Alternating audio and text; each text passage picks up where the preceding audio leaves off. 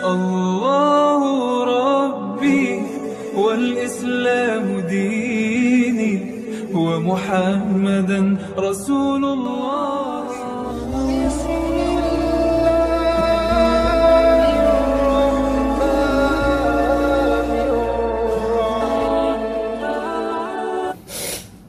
Assalamualaikum warahmatullahi wabarakatuh.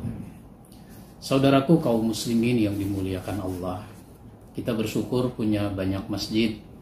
Di negeri kita masjid terus bertambah, bisa karena penduduknya bertambah, bisa karena banyak orang masuk Islam, bisa juga karena ada pemukiman-pemukiman baru yang dibangun dan di situ ada kaum muslimin. Sekarang sebagai seorang muslim, semua kita harus memahami adab-adab terhadap masjid. Kita ingin bahas secara berseri, insya Allah. Kita mulai dari bangun masjid kalau memang dibutuhkan. Ini adab kita terhadap masjid. Bangunlah masjid kalau memang dibutuhkan. Jangan bikin masjid kalau tidak dibutuhkan.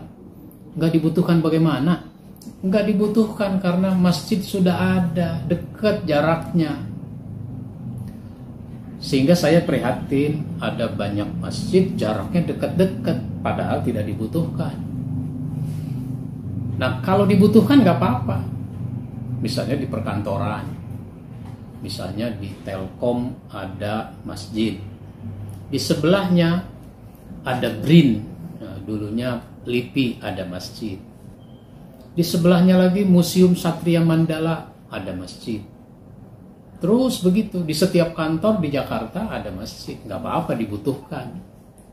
Bahkan ada satu lokasi kantor, gedung, yang tempat sholat Jumatnya sampai ada 4 tempat. Karena gedungnya tinggi, 55 lantai, karyawannya banyak.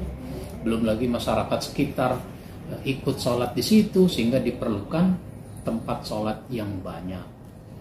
Nah, dulu di zaman Nabi ada orang bikin masjid. Siapa itu? Orang munafik. Si munafik itu bikin masjid untuk memecah belah kaum muslimin. Kenapa?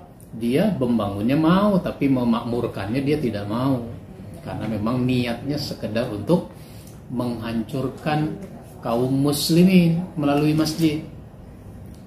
Nabi sih nggak tahu. Dia tutup maksud busuknya itu dengan cara apa?